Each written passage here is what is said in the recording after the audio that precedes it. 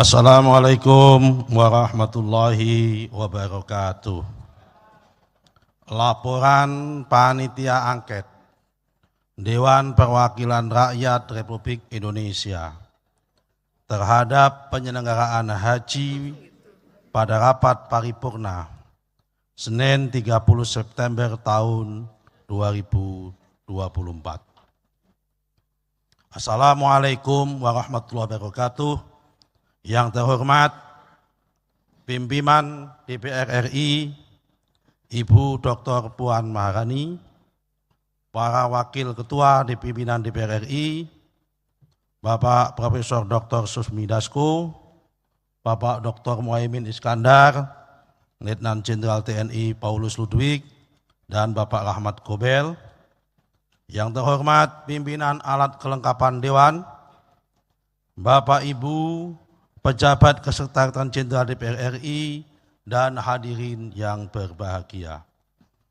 Pertama-tama, mari kita panjatkan puji syukur kehadirat Allah Subhanahu wa Ta'ala atas segala rahmat-Nya. Hari ini kita hadir di rapat paripurna DPR RI dalam keadaan sehat walafiat untuk menyimak laporan hasil kerja Panitia Angket DPR RI terhadap penyelenggaraan haji tahun 2024 atau disebut dengan Panitia Angket Haji. Pembentukan Panitia Angket Haji DPR RI didorong oleh adanya dugaan ketidakpatuhan dalam pelaksanaan Undang-Undang Nomor 8 Tahun 2019 tentang penyelenggaraan ibadah haji dan umroh, terutama terkait kuota pendistribusian kuota haji dan tata kelola yang dianggap tidak sesuai dengan prinsip good governance, akuntabilitas, dan transparansi. Laporan ini berusaha memberikan gambaran secara komprehensif mengenai berbagai isu yang terjadi selama penyelenggaraan ibadah haji tahun 2024 dan memberikan rekomendasi untuk memperbaiki sistemnya ke depan. Dalam rangka membuktikan dugaan adanya ketidakpatuhan penyelenggaraan undang-undang dalam penyelenggaraan ibadah haji tahun 2024, Panitia Angket Haji DPR RI melakukan penyelidikan dengan meminta keterangan dari saksi-saksi yang berasal dari regulator dan operator Kementerian Agama Republik Indonesia, penyelenggara ibadah haji khusus atau PIHK, jemaah haji, serta melakukan kunjungan lapangan baik di dalam negeri dan luar negeri. Serangkaian kegiatan rapat-rapat termasuk pemanggilan saksi-saksi dimulai pada tanggal 19 Agustus sampai tanggal 24 September tahun 2024. Penyelidikan yang dilakukan Panitia Angket Haji DPR RI menghasilkan temuan sebagai berikut. Pertama, kelembagaan. Kementerian Agama RI dalam menyelenggarakan ibadah haji masih berperan double sebagai regulator dan operator. Sementara dalam pelaksanaan ibadah haji di Arab Saudi tidak lagi menggunakan pendekatan government to government, akan tetapi berubah menjadi government to business, sehingga pelayanannya diberikan kepada pihak syarikah dengan menggunakan kerangka bisnis. Kedua, kebijakan. 1. Dalam pembagian kuota haji tambahan tahun 1445 Hijriah, garing tahun 2024 Miladiyah, Pansus menemukan dugaan ketidakpatuhan terhadap pasal 64 ayat 2 Undang-Undang Nomor 8 Tahun 2019 tentang penyelenggaraan ibadah haji dan umroh tentang alokasi kuota yang ditetapkan kuota haji khusus sebesar 8% dari kuota haji Indonesia. 2. Kementerian Agama Sekyu Dirjen Penyelenggaraan Haji dan Umroh melakukan ketidakpatuhan dengan mengajukan pencairan nilai manfaat pada tanggal 10 Januari tahun 2024 sebelum diterbitkannya KMA nomor 130 tahun 2024 pada tanggal 15 Januari tahun 2024 yang seharusnya menjadi basis penghitungan kuota. Ketiga, distribusi kuota haji. 1. Pengisian kuota haji reguler untuk jamaah yang membutuhkan pendamping, penggabungan, dan pelimpahan porsi masih ada celah atau kelemahan di mana pendamping diisi oleh jemaah haji reguler yang bukan mahramnya. 2. Sampai tahun 2024, Kementerian Agama RI masih belum mengupayakan secara maksimal untuk menyelesaikan masalah 5.678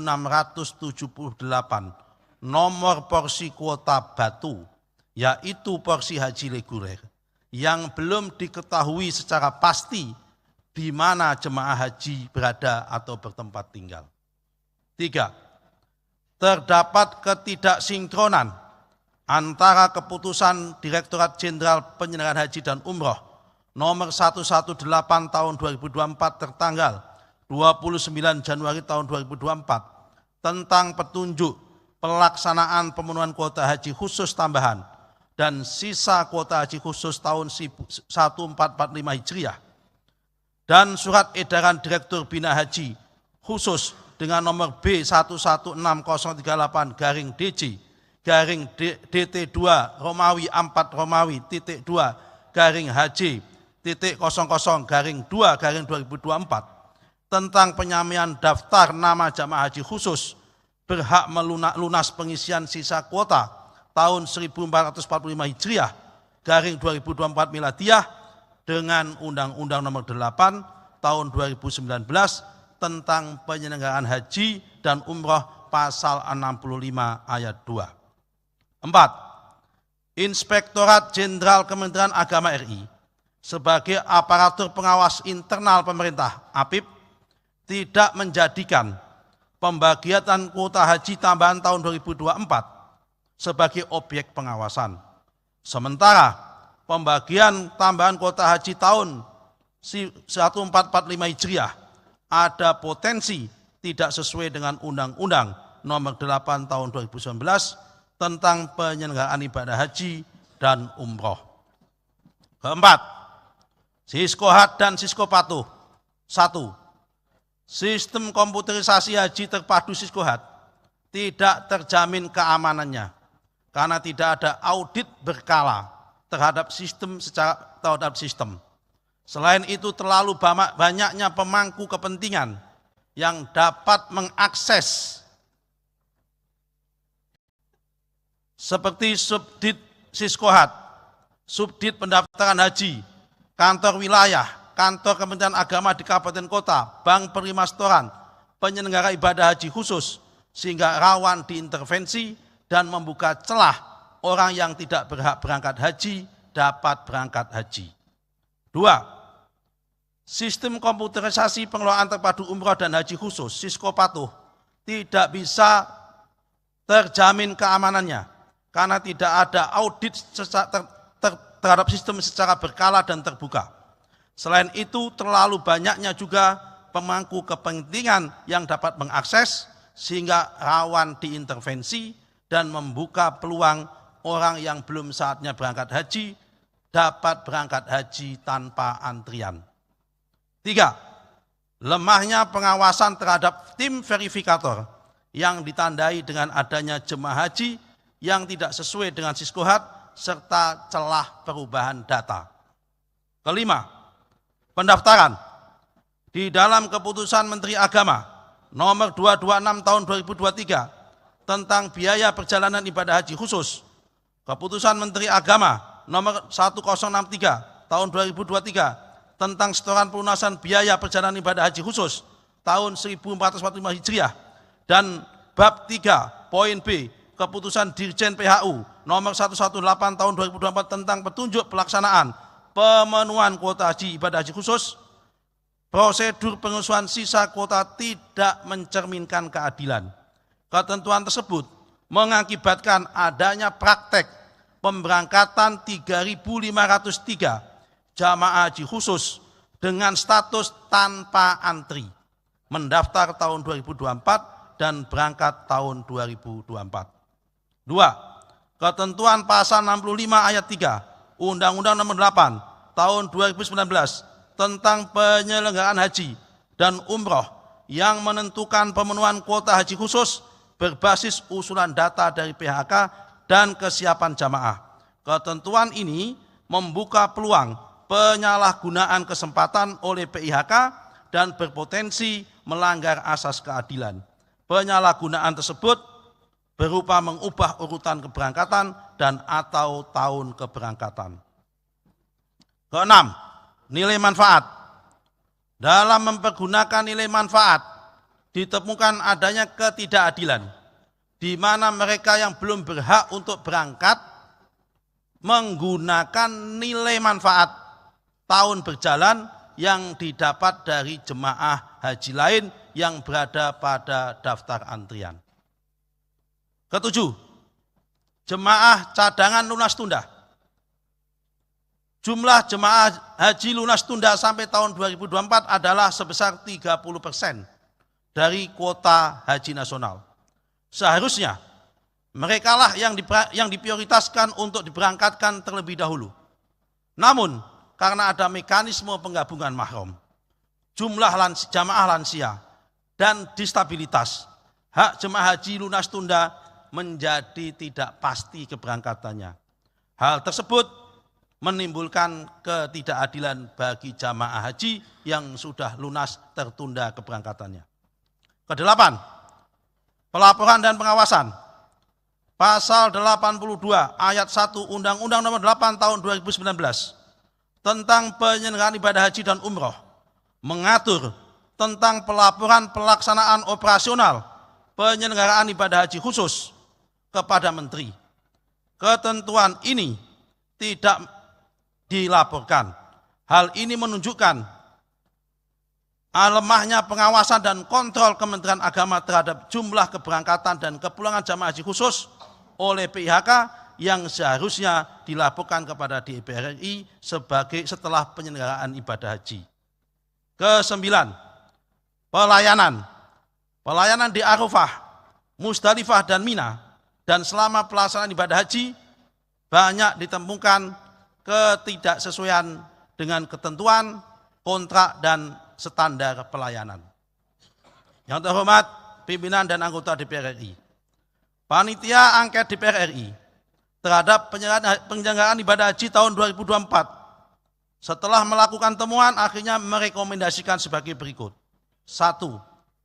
Dibutuhkan revisi terhadap Undang-Undang Nomor 8 tahun 2019 tentang penyelenggaraan ibadah haji dan umroh dan Undang-Undang Nomor 34 tahun 2014 tentang pengelolaan keuangan haji dengan mempertimbangkan kondisi kekinian yang terjadi dalam regulasi dan model pelaksanaan ibadah haji yang ada di Arab Saudi.